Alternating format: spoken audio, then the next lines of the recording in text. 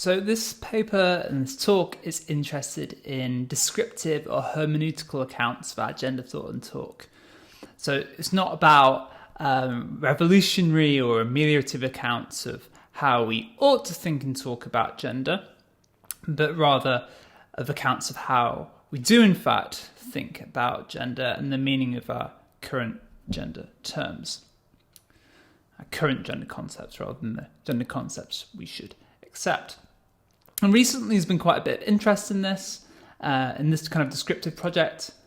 One thing that people want to do when they're engaged in this descriptive project is to explain why some people seem to be able to use gender as a sex term and some other people seem to be able to use it as an identity term. So some people seem to refer to whether someone is a man or a woman in terms of their sex characteristics, whereas other people, when they're saying that someone's a man or a woman, that's all they seem to be doing. Whereas when other people use terms man and woman, all they're doing is referring to how someone self-identifies. So we want an account that explains how our concepts can be sufficiently flexible to allow for that. And one account, probably the dominant account at the moment, is contextualism. Contextualism can explain that because it says, well, our gender concepts are relative to various standards. In certain kind of more traditional contexts, someone is a man only if they have XY chromosomes or male primary or secondary sex characteristics. That's the relevant standard in that context. Whereas in progressive contexts, someone is a man if and only if they identify as one. So contextualism can allow for this kind of flexibility. But it faces problems, which I'll very briefly, hopefully, get into. And recently, an expressivist view has been proposed to avoid these problems while still maintain a lot of explanation of our gender thought and talk, explain the flexibility of our gender concepts. So this paper is going to very briefly explain this background and then give two problems for expressivism about gender. These problems aren't that surprising. I'll try and characterize them quickly. What is surprising, I think, is that we can move to a fitting treatment account of gender thought and talk that is kind of similar to the expressivist view, and it'll become clear how and which has, I think, all the virtues of expressivism and contextualism, but without the vices of expressivism and contextualism. Okay, so there are expressivist views about morality, modals, law, slurs, and expressivist views in these domains give accounts of the meaning of particular terms in terms of what state of mind it is to be in to use those terms. So, for instance, this view that the meaning of stealing is wrong is whatever it is to think that stealing is wrong. And expressivist views generally give accounts in terms of non-cognitive or desire-like mental states, like plans or versions or desires. So, for instance, on a kind of typical expressivist view or an old expressivist view, stealing is wrong means I plan not to steal, or I'm averse to stealing, or I desire not to steal, something like that. Now, expressivist views have kind of been around. Views close to expressivism have been kind of discussed about gender. So Butler's view might seem close to an expressivist view. Astor's view sometimes seems close to expressivism, but it's a metaphysical rather than semantic view. But as far as I know, Sarah McGrath is the first person to explicitly propose expressivism. She does that in a paper that's just come out, but it's kind of, I can't get hold of the final version in Oxford Studies in Metaethics. So McGrath says that to judge that someone is gender G is to plan to treat them as a G, and X as a woman means I plan to treat X as a woman. Now, different people are going to have different conceptions of what it is to treat someone as a woman. We might say that the relevant conception to what X as a woman means in a particular context is the conception of the person saying X as a woman. So you might have a very kind of progressive or liberal conception of what it is to treat someone as a woman, where it's just to refer to them with female pronouns and kind of invite them into woman-only spaces, or you might have kind of a traditional regressive conception of what it is to treat someone as a woman, where that involves negative stereotypes, or you might have something else. So there are a couple of virtues of expressivism. And one is that it explains why it always seems possible to doubt any definition of what it is to be a woman. So it's possible for gender-critical feminists to doubt accounts of what it is to be a woman in terms of self-identity. It's possible for people who like self-identity-based accounts to doubt social position, exclusively social position accounts, or to doubt accounts in terms of sex characteristics. Whatever proposed definition of a woman you find, it's always going to be possible for someone to doubt it. Expressivism explains how this is possible because it's always possible to plan to treat people in ways differently from that definition says. So for a definition in terms of subordination, for instance, it's possible to think, well, the Queen isn't subordinated in any way, but I still plan to treat her as a woman. And kind of relatedly, expressivism is going to explain why gender disagreement outstrips descriptive non-gender disagreement. So gender-critical feminists and trans-inclusionary feminists can kind of disagree about what gender is while still agreeing about all the kind of biological and social facts. They can agree about trans people's social positions, biological features, self-identities, things like that, while still disagreeing about what gender trans people are. Expressivism explains that because the disagreement here is a disagreement in plans, not a disagreement about descriptive non-gender facts. Okay, alternatives to expressivism, I'm going to say this very briefly. Alternatives to expressivism don't really seem to share these advantages. So consider contextualism. This is Jennifer Saul's contextualism. It says that X is a woman is true in a context C if and only if X is human and relevantly similar to most of those possessing all the biological markers of female sex in the context. It seems like this view is going to struggle to generate as many genuine disagreements as we think there are about gender. So suppose that you're in a traditional context, you know that the relevant standard says that X is a woman if and only if they have XX chromosomes, and you know that Alice has XY chromosomes. You say Alice is a woman. The traditionalists say no, she isn't. It seems like you know that relative to their standard, Alice is not a woman. You know that relative to your standard, Alice is a woman. The relevant standard in the context is their standard, you might think. So according to this contextualist view, it seems like there's no proposition that you disagree with the traditionalists about. So it's hard to make sense of how this disagreement is possible. There are things you might be able to do to amend this, but I think that the things that you can do to amend this don't work. McGrath and other people argue that they don't work. So I've argued that they don't work in the moral case either. There's an analogous problem for morality. So in general, there's a kind of a problem with contextualism about disagreement. Expressivism does really well with regards to disagreement. Okay. But expressivism faces a couple of problems. The first is what we might think of as the Moore-paradox problem. So it's more paradoxical to say things like, it's raining, but I don't believe that it's raining. That seems like you've asserted a contradiction. The explanation of that is that what it is to be in the state of mind when you sincerely say that corresponds to a sincere assertion of it's raining, is to believe that it's raining. So you can't sincerely say it's raining whilst not believing it.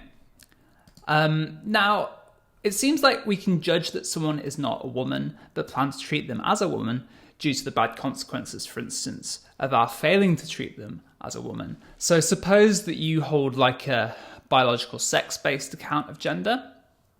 You just think you're a naturalist and you think that that's the kind of the best explanation of stuff. But you don't want to hurt people. And you think that there are very bad consequences to you failing to treat trans women as women. That's going to make them feel really awful. It's going to give them social dysphoria. And it's just going to make things go worse for everyone. So suppose that you think that trans women are not women, but you plan to treat trans women as women. So then you might, suppose someone called Amy holds this view, and Amy says, okay, I'm only going to say this once because it doesn't really matter or affect what we do socially. I'm not going to raise it when we talk about gender after this, but actually trans women are men, before listing her reasons why. Now that's mistaken, false, what she says, but it's not incoherent for her to say that. But expressivism is going to predict that it's incoherent, because expressivism says, like, inconsistent in the same way that it is to say, it's raining, but I don't believe that it's raining. That's because on McGrath's expressivism, the semantic content of X is not a woman is I do not plan to treat X as a woman.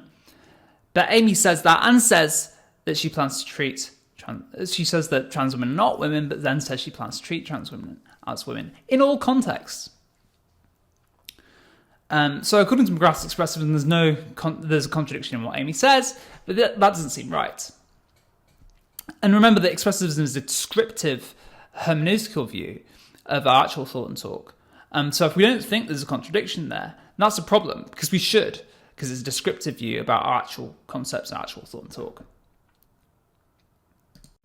The second problem is the Frege-Geach problem, so I'm going to go through this very quickly.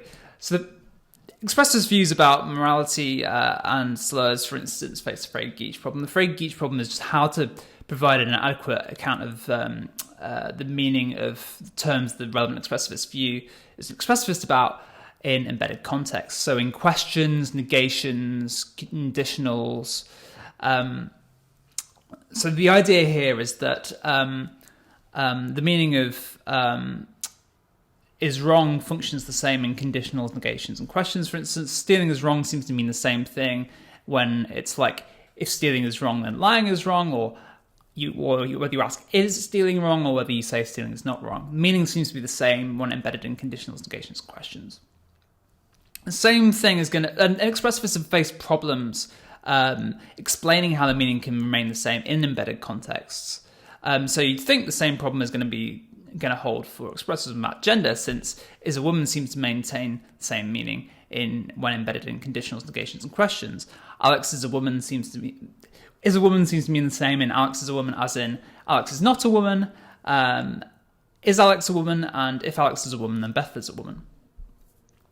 So let's just to see how this is a problem. I'm going to do an easy case, which is questions. So you might wonder, well, what does Alex as a woman mean on McGrath's expressivism? It can't mean, do I plan to treat Alex as a woman? Because it's just, you might just not know what gender Alex is, have no plan at all to treat Alex as a woman, and then still ask, is Alex a woman? So you wouldn't be asking an internal question about your own plans. You might think that is Alex a woman means, should I treat Alex as a woman? But then the meaning of woman would change in embedded context, because it would mean I plan to treat Alex as a woman in non-embedded context, whereas in an embedded context like a question, it has this kind of normative should in it. And that doesn't seem very plausible.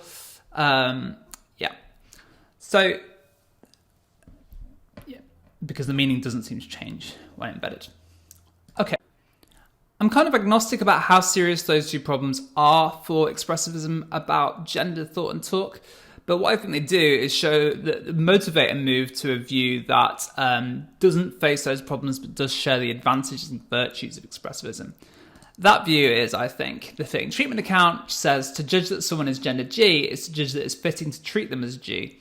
And on this view, X as a woman means it's fitting to treat X as a woman.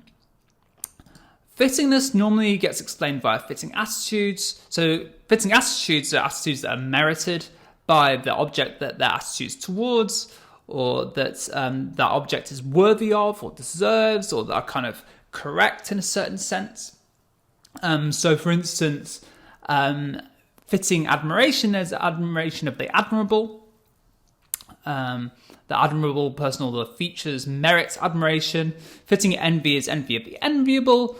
Jealousy is fitting when something merits jealousy. Fitting blame is blame of the blameworthy. And also fitting actions too. These are going to be actions that are appropriate in a context. Think about praiseworthiness. Fitting praise is praise of the praiseworthy. Blaming can be an action or an assertion. So fitting blame is blaming the blameworthy. Someone might deserve a compliment or a rebuke. Then the that compliment or rebuke is going to be fitting if they deserve it or merit it. Think about being a curator at the Tate. It's going to be fitting for you to hang the most beautiful painting in pride of place. It might be fitting for you to put a chord in a particular chord in a particular verse when you're composing a song. Don't worry too much about fittingness. Fittingness kind of is, if you don't think that you can understand. I've argued that we should understand what it is for an action or attitude to be fitting in terms of reasons. So if you think fittingness is slightly mysterious, don't worry too much. You can understand it in terms of reasons. But I think fittingness is more useful for our purposes. Fittingness is insensitive to incentives. So this is easiest to see with evil demon cases. Suppose that an evil demon will punish you if you don't admire it. That means you have strong reasons to admire the demon. But the demon isn't admirable. You don't have fittingness-based reasons or right kind of reasons to admire the demon. So in that case, the good consequences of admiring the demon don't make it fitting to admire the demon.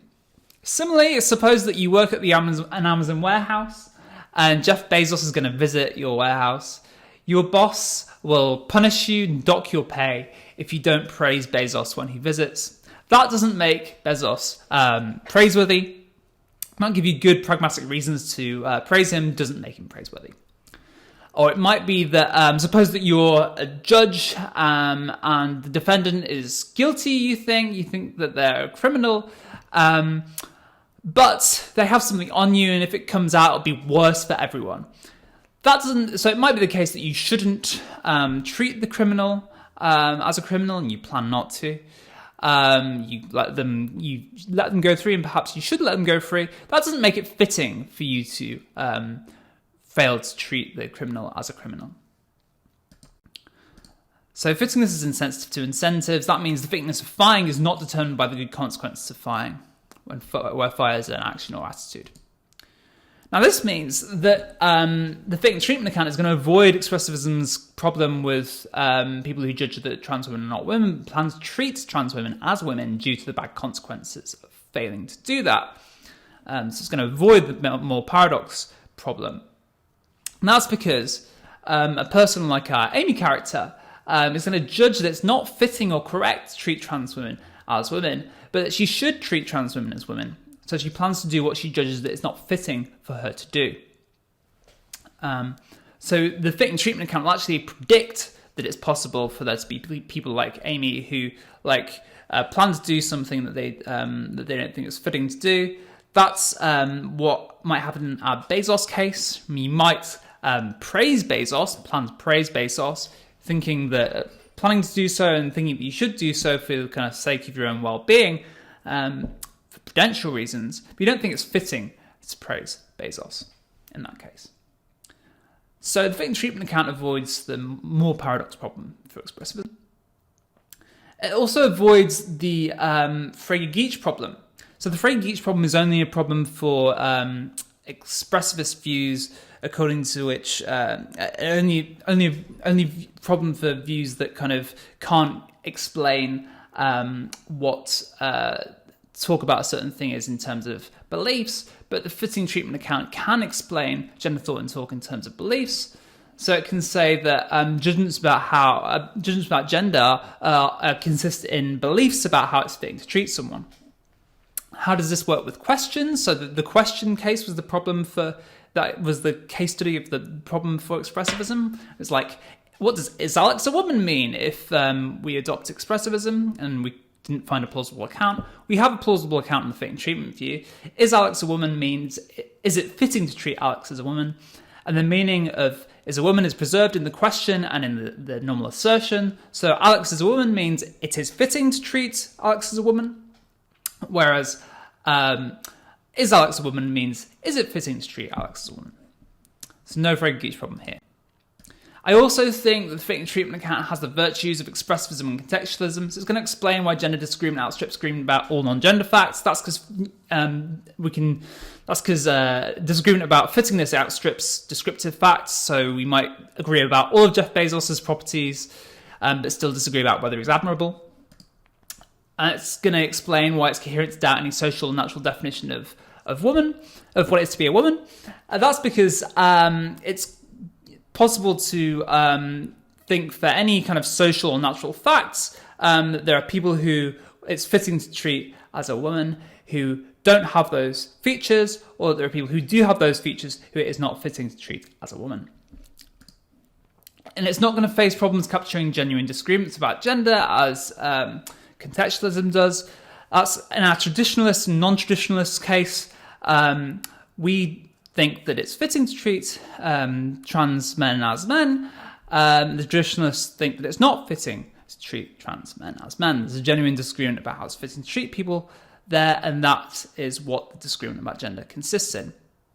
And it's going to explain why our uses of gender terms differ, like contextualism, why some people have a sex-based account of gender and why some people have a self-identity-based account of gender. That's because some people think it's fitting to treat someone as a gender depending on their sex characteristics and only depending on those. Some people think that it's fitting to treat people as a gender depending on how they self-identify and only based on that. In the full paper, I give 3 more reasons to accept the fitting treatment account. Those concern slurs and misgendering. Fitting treatment account does better than expressivism there, I argue, making sense of what's wrong with misgendering. And it explains why lots of trans and non-binary people explain and describe their gender identities in terms of fittingness and appropriateness. And it also captures the practicality of gender thought and talk without making it too practical, a la expressivism. So if you're interested in reading those further advantages, get in touch with me. I'd love to hear feedback on the whole paper. Very much looking forward to the Q&A. Many thanks.